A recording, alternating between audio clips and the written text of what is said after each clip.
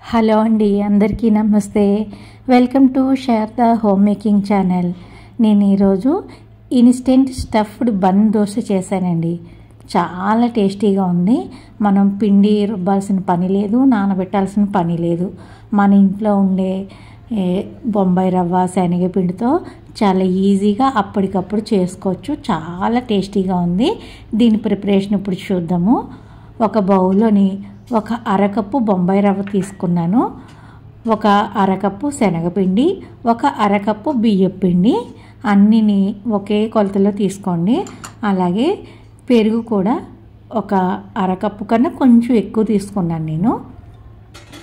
పెరుగు వేసి ఒకసారి పిండినంతా కలుపుకోవాలి. అందులోనే ఒక కప్పు వాటర్ వరకు వేసుకున్నాను. పిండికి సరిపడగా వేసుకోండి. దోశల పిండి మాదిరిగా రావాలి. అలాగని లూజ్గా వద్దు, అలాగని గట్టిగా కాకుండా మీడియంగా కలుపుకోవాలి. పిండిని ఇలాగా ఒకే డైరెక్షన్లో బీట్ చేసుకోండి. ఇందులో కొద్దిగా సాల్ట్ వేసుకోవాలి.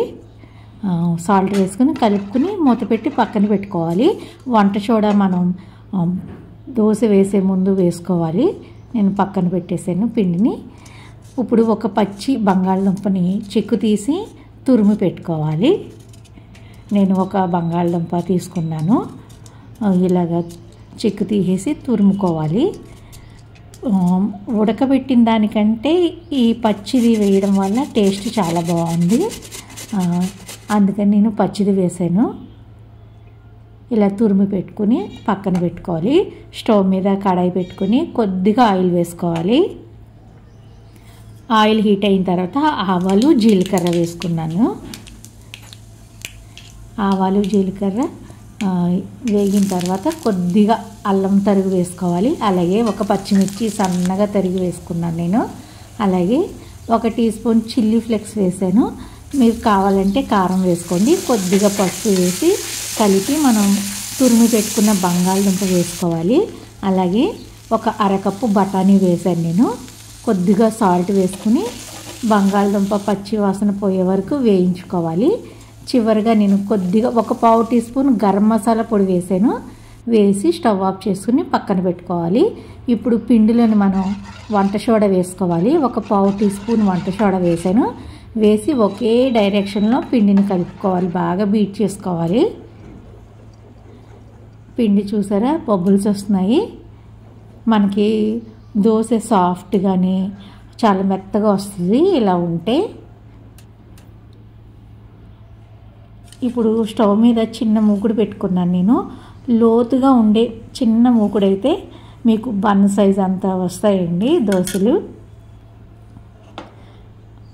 మంట మాత్రం చిన్న మంట పెట్టుకోవాలి. సిమ్లో పెట్టుకుని వేసుకోవాలి. ఒక గరిటె పిండి వేసుకున్నాను ఫస్ట్. వేసుకుని దాంట్లోని మనం ముందుగా చేసుకున్న కర్రీ ఉంది కదా, స్టఫ్, అది పెట్టుకోవాలి మధ్యలోని. ఒక 2 టీ స్పూన్లు పెట్టాను నేను. దాని మీద మళ్ళీ పిండితో కవర్ చేసుకోవాలి. మనం పెట్టిన స్టఫ్ కనపడకుండా పిండితో కవర్ చేసేయండి. కవర్ చేసి మూత పెట్టి సిమ్లో ఉడికించాలి. నేను పైన గార్నిషింగ్ కోసమని కొత్తిమీర, నువ్వులు వేసాను. మీకు నచ్చినట్టు వేసుకోండి. నువ్వులు వేసాను, చాలా బాగుంది. తినేటప్పుడు నువ్వులు పంటికి తగిలి చాలా టేస్టీగా ఉంది. నువ్వులు వేసుకోండి. మూత పెట్టి సిమ్లోనే దీన్ని 2 వైపులా తిప్పుకుంటూ కాల్చుకోవాలి. చాలా టేస్టీగా ఉందండి. బాబుకి అయితే చాలా బాగా నచ్చింది. స్కూల్ నుంచి రాగానే పెడితే ఇష్టంగా తిన్నాడు. దీనికి చట్నీకి నేను పెరుగు కాంబినేషన్ అయితేనే బాగుంటుంది. గట్టి పెరుగులోని కొద్దిగా సాల్టు, అలాగే జీలకర్ర పొడి వేసాను. అలాగే పైన కారం కూడా వేసుకోండి. దీనికి టేస్ట్ అయితే చాలా బాగుంది. ఈ బన్కి ఈ పెరుగు చట్నీ చాలా టేస్టీగా ఉంది. ఒకసారి తప్పకుండా ట్రై చేసి చూడండి ఫ్రెండ్స్. పిల్లలకి బాగా నచ్చుతుంది, పెద్దవాళ్ళకి కూడా చాలా బాగా నచ్చుతుంది. ఈ వీడియో కనుక మీకు నచ్చినట్లయితే లైక్ చేయండి, షేర్ చేయండి, సబ్స్క్రైబ్ చేసుకోండి. మళ్ళీ మరొక వీడియోలో కలుద్దాం. అంతవరకు బాయ్ బాయ్ ఫ్రెండ్స్.